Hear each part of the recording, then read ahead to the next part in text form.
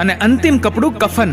આ બંનેને ખિસ્સા નથી હોતા, છતાં માણસ ખિસ્સા ભરવા જિંદગીભર ખટપટ શા માટે કરે છે? વીતેલા પળ યાદ આવતા રોવું પડે છે. જે અમૂલ્ય હોય એને જ ખોવું પડે છે. વાસ્તવિકતા અને કલ્પના ભલે વિરુદ્ધ હોય તોય સાકાર કરવા સપનું તો જોવું જ પડે છે. સપનું નહીં પણ રાતો બદલાય છે, મંજિલ નહીં પણ રસ્તો બદલાય છે. આશા રાખો મંજિલ મળવાની, કેમ કે નસીબ બદલાય કે ના બદલાય પણ સમય જરૂર બદલાય છે. કલ્પનામાં વાસ્તવિકતા હોતી નથી. વીતેલી પળોને યાદ કરીને રોવું શું કામ? ગમે તેવું અમૂલ્ય હોય પણ જે ખોવાય તેની કોઈ કિંમત હોતી નથી. અંતરથી યાદ કરનારને એકવાર મળી લેજો. હયાત નહીં હોય ત્યારે યાદ કરીને શું કરશો? હેતની ભરતી આવીને ચાલી જશે પણ છીપલા વીણીને શું કરશો? ફૂલ છું, કાંટાનો શૃંગાર કરું છું. જિંદગી છે પણ મોતનો સ્વીકાર કરું છું. જીવનમાં હું એક ભૂલ વારંવાર કરું છું. માનવ છું ને માનવને પ્રેમ કરું છું. બંધ આંખે બધું જોવું પડે છે, એક પણ આંસુ વિના રોવું પડે છે. આજ તો છે જિંદગીની કરુણતા કે સમયને સંજોગ કહીને કેટલું ખોવું પડે છે. દર્દ સિવાય જિંદગી અધૂરી છે, તો પણ જીવવું જરૂરી છે. ના કરશો અફસોસ તમારી જિંદગી પર, કેમ કે તમારી જિંદગી વિના કોઈકની જિંદગી અધૂરી છે. પોતાની હસ્તી બેફિકર હોવી જોઈએ. દુનિયાની નજર તમારી ઉપર હોવી જોઈએ. કામ એવા કરો જીવનમાં કે ભગવાન પણ કહે કે આ નમૂનાની જગ્યા તો સ્વર્ગમાં હોવી જોઈએ. ગુમાવવાનું જીવનમાં ઘણું હોય છે પણ પામવાનું માપસરનું હોય છે. ખોવાયું છે તો તેનો અફસોસ કદી ના કરતા. જે ના ખોવાય એ જ આપણું પોતાનું હોય છે. જીવનમાં નારિયેળના ઊંચા ઝાડ જેવું બનવા કરતા જીવનમાં વાંસના ઝાડ જેવું બનજો. કારણ કે જ્યારે વાવાઝોડું આવે છે ત્યારે નારિયેળનું ઝાડ જડ મૂળથી ફેંકાઈ જાય છે, પણ વાંસ વાવાઝોડું આવે ત્યારે પવનની દિશામાં પોતાને વાળે છે અને જ્યારે પવન ઓછો થાય છે ત્યારે પાછું પોતાના સ્થાન પર આવી જાય છે.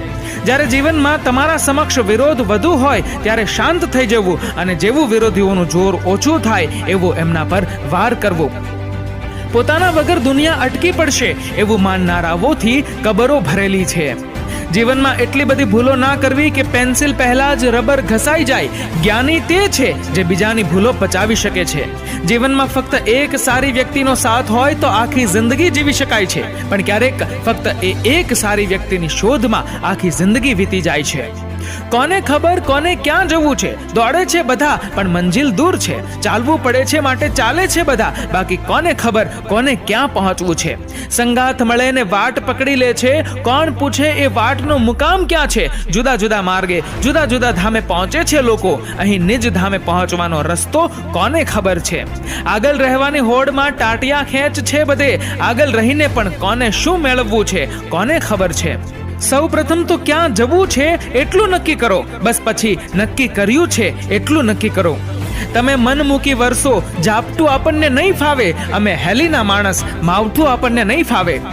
અંતમાં ફક્ત 3 વસ્તુઓથી ફરક પડે છે: તમે કેવું જીવ્યા, તમે કેવો પ્રેમ કર્યો અને તમે કેટલો ત્યાગ કરી શક્યા.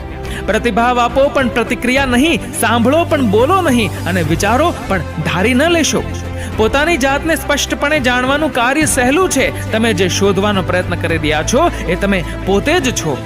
જ્યારે એક સામાન્ય માણસ જ્ઞાન પ્રાપ્ત કરે ત્યારે એ સાધુ બને છે, અને જ્યારે એક સાધુ જ્ઞાન પ્રાપ્ત કરે છે ત્યારે એ સામાન્ય માણસ બને છે. જ્યાં સુધી તમારી ઈચ્છાઓના મૂળ તમારા મનમાંથી ઉખાડીને ફેંકશો નહીં, ત્યાં સુધી દુઃખ તમારામાં ઉગવાનો રસ્તો મેળવી લેશે. મૃત્યુ એ વાસ્તવમાં મૃત્યુ નથી હોતું, એ તો જીવન પછીના જીવનની વચ્ચેનો માત્ર એક પડદો હોય છે. બુદ્ધિના ગુમાનમાં બીજાને હલકા ધારી પોતાને બુદ્ધિમાન કહેવાડવા કરતા બીજાને સારા ધારી પોતે અબુદ્ધ રહેવામાં પણ એકંદરે બુદ્ધિની કિંમત વધે છે. મિત્રો, જો આ વિડીયો